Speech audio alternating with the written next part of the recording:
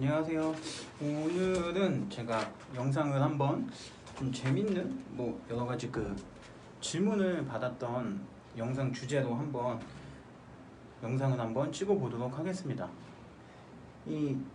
제가 과외를 또 하고 있는데 여러 가지로 궁금해 하시는 사항 중에 하나가 시험에는 시험에 문제로 출제되는 내용은 아니긴 하지만 삼국시대에 고구려와 백제의 신뢰는 과연 말을 통했냐? 라고 질문하시는 분들이 굉장히 많이 있어요. 그래서 이 주제를 가지고 영상을 찍으면 궁금해하시는 분들의 해소도 얼만큼 시켜줄 수 있겠다 라는 생각이 들어서 오늘 그 주제 삼국시대 고구려와 백제의 신라는 말을 통했을까? 라는 주제를 가지고 한번 영상을 찍어보도록 하겠습니다. 일단 기록적인 측면으로 먼저 한번 살펴볼 수 있을 것 같아요. 이 삼국시대에 관련된 기록은 삼국사기를 비롯하지만 중국에 관련된 기록도 있는데 초기, 그러니까 이 말이라는 것은, 언어라는 것은 굉장히 전래되는 것이기 때문에 위에서부터 예전부터 통하고 했던 것이기 때문에 초기의 기록을 한번 살펴볼 필요가 있는데요. 중국 사서 중에 삼국지, 위서, 동의전에 보면 이 어느 정도 말이 통했는지 안 통했는지를 가늠할 수 있는 기록이 남아 있습니다. 한번 먼저 살펴보도록 할게요. 일단 삼국지, 위지, 동의전의 고구려에 관련된 기록을 보면 말은 부여와 비슷했다. 풍속도 비슷하지만 부여와 말을 통했다, 비슷했다라고 기록이 되어져 있고요. 그리고 지금의 함경북도 지역 쪽에 있었던 옥저에 대한 기록을 보면 고구려와 대체로 말은 같다. 그러나 약간의 차이가 존재한다. 라고 나와 있습니다. 이 약간의 차이라는 점은 나중에 삼한 지역을 얘기할 때도 말씀드릴 테지만 약간의 사투리? 지금은 말할 것 같으면 사투리 해서 강원도와 전라도끼리 방언의 차이가 있고 하는 게 있는데 아마 여기서 말하는 약간의 차이는 이 사투리 정도의 차이가 아닐까라고 생각은 하고 있습니다.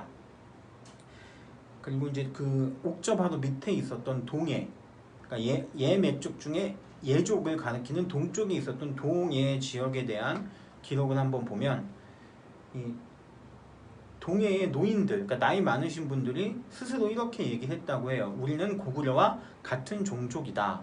그러니까 같은 종족이라는 것은 말이 당연히 통했을 것으로 보여지고 그 뒤 이은 기록에는 말과 의복이 고구려와 비슷하다라고 나타나 있습니다. 그렇기 때문에 이 옥저 지역에 있었던 이 함경도 지역과 그 밑에 동해 지역, 즉 함경도 북부 지역과 고구려, 부여는 서로 말을 통했던 것으로 볼 수 있을 것 같아요. 그런데 이제 이 문제는 이 남한 지역에 있었던 이 삼한에 대한 기록인데요. 이 삼한은 좀 안타깝지만 위쪽 지역과 말을 통했는지에 대한 기록보다는 삼한 자체적인 비교를 통해서 기록이 나타나 있습니다. 즉 보면 마한하고 진한의 말에는 약간의 차이가 있었다. 차이가 있었다라고 기록이 되어져 있는데요. 여기서 말하는 마한과 진한의 차이도 현재 마한은 전라도 지역, 진한은 경상도 지역에 있던 나라입니다. 소국 연맹체였는데요. 지금의 전라도와 경상도가 이 언어의 차이로 인해 굉장히 사투리가 다르죠. 여기서 말하는 이 차이도 사투리 정도의 차이라고 생각이 들어요. 왜냐하면 이 삼한의 그러니까 마한의 목지국의 왕이 삼한 전체에 지배력을 끼쳤다는 것도 그렇고 또 마한 왕이 삼한 전체를 대표해서 중국과 교역도 했다고 합니다. 이 교역을 하기 위해서는 이전의 교역 품목이나 이런 것들의 일정한 조율을 위해서 어느 정도 삼한에서 삼한 맹주들끼리 모여 왕들끼리 서북의 왕들끼리 모여 회의하는 자리가 아마 있었을 것으로 추정이 돼요. 그런 것을 의견을 규합해서 이 중국과 대표적으로 교역을 했다는 기록으로 봐서는 삼한끼리는 서로 말을 통했다라고 볼 수 있을 것 같습니다. 그리고 진한 변환의 경우 진 변환은 서로 섞여서 살기도 한다라는 기록을 보면 굉장히 어떻게 보면 변환도 지금의 경상도 지역이랑 마찬가지죠. 왜냐면 김해나 이런 고령 지역이 있었던 거기 때문에 경상도와 비슷한데, 그래서 진변화는 섞여 살았다는 기록을 보면 진안하고 변화는 당연히 언어적으로 소통이 가능했다라고 볼 수 있을 것 같습니다.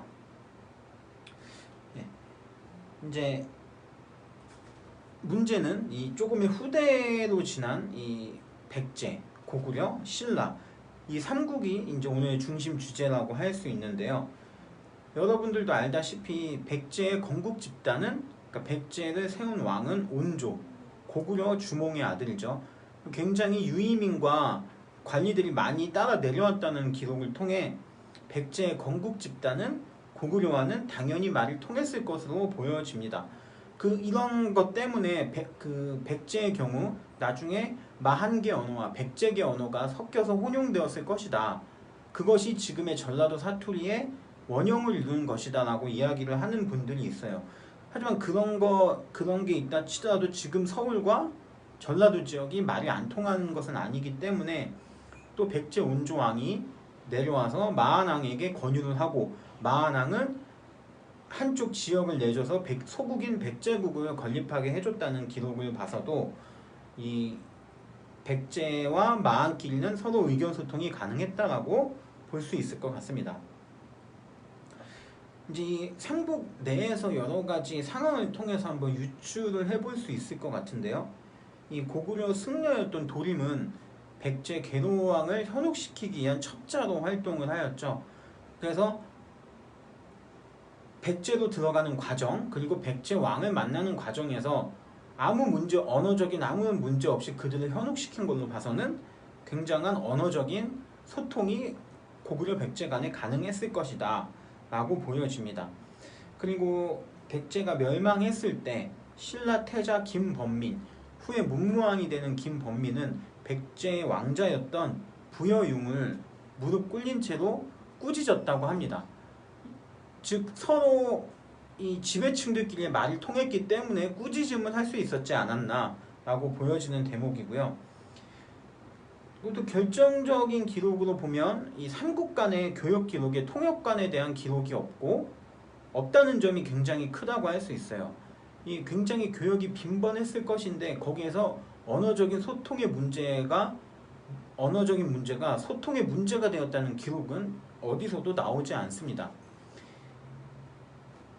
다른 쪽으로 설명을 드리면 신라의 배가 일본 쪽에 6세기 정도의 6세기 정도의 표류를 많이 했었나 봐요. 일본 측의 기록에 따르면 신라의 배가 일본 근처에 표류한 기록이 있는데 서로 말이 통하지 않아 통역관을 급히 불러 서로 통역했다는 기록이 남아 있습니다. 즉 신라와 일본은 말이 안 통했다는 것이죠. 당연히 지금도 말의 언어 체계가 다르고요. 이런 식으로 통하지 않았다는 기록이 있는 거 보면 삼국이 서로 말이 통하지 않았다면 이 통역관을 두거나 소통이 어려웠다는 기록을 남기지 않았을 리 없다고 생각이 되는데, 그런 기록이 없는 것으로 보면 굉장히 소통은 잘 되지 않았나 라고 보여집니다. 가장 결정적인 기록이 하나 있어요. 우리 측의 기록이 아닌 중국의 4, 5세기경 존재했던 양나라, 5, 6세기경 존재했던 양나라의 이 양서라는 이 기록에 보면 신라와의 소통에 대한 기록에 이런 식으로 나와 있습니다. 신라와는 백제의 통역이 없이는 말이 통하지 않는다 라고 기록이 나와 있습니다. 이 기록이 가장 결정적이라고 볼 수 있죠. 그리고 또 양직공도의 백제 사신도에 따르면 이 백제가 공공연히 신라와 고구려를 격파했다는 기록이 있는데, 여러 가지 기록에 보면 신라는 백제 사신을 통해 양나라에게 의견을 전달할 수 있었다고 합니다. 즉 신라가 중국에 많이 노출되지 않았던 국제적 환경 속에 양나라 말, 당시 중국어였겠죠. 를 능통하게 하지 못했고, 백제는 이 바닷길을 통해서 굉장히 초기부터 이 중국과 교류가 있었기 때문에 중국어에 굉장히 능통했다고 볼 수 있는데, 백제의 통역을 거치지 않으면 양나라와 신라가 말이 통하지 않았다 라는 얘기. 근데 백제와 신라 간에는 서로 소통이 어려웠다라는 기록이 없는 걸로 봐서 백제와 신라는 말이 통했고 그 통역을 통해서야만 양나라와 이야기할 수 있었다라는 것은 굉장히 결정적인 그 기록이라고 볼 수 있을 것 같습니다. 앞서 말했듯이 고구려와는 이 건국 집단 자체가 비슷하기 때문에 이 건국 집단끼리의 의사소통은 당연히 가능했을 것이고요. 그리고 그 뭉쳐져 있는 그 민족의 고유성도 비슷하기 때문에 언어적인 고유성이나 문화적인 고유성도 비슷한 측면을 많이 간직하고 있기 때문에 언어적인 측면도 말이 통하지 않았을까. 제 결론은 삼국은 말이 통했다라고 생각을 하고 있습니다. 이 대체적으로 여러 가지 기록을 통해 추정을 할 수 있고 또 양나라의 양서 기록을 통해서 확인해 볼 수 있는데요. 오늘 이 영상이 어느 정도 여러분의 궁금증을 조금 해결해 줄 수 있었다면 굉장히 다행으로 생각합니다. 그래서 이 앞으로의 많은 영상도 제 그 페이스북 페이지 재밌는 역사 프로젝트라는 페이지를 통해서 메시지를 주셔도 되고요. 아니면 이 영상의 댓글 같은 거에 이러이러한 점이 궁금하다 라고 남겨주신다면 그거에 대한 주제를 통해서도 이 영상을 찍고 해서 서로 의견을 소통해 가면서 방송을 많이 했으면 좋겠습니다. 오늘 영상도 유익하셨다면 구독과 좋아요 꼭 눌러주시고요. 그 다음에 알림 설정도 해주셔서 많은 유익한 영상을 바로바로 받아보실 수 있기를 바랍니다. 그러면 오늘도 이렇게 영상을 시청해 주셔서 감사하고요. 다음에 또 굉장히 재밌고 좋은 역사 관련된 영상으로 찾아뵙겠습니다. 감사합니다.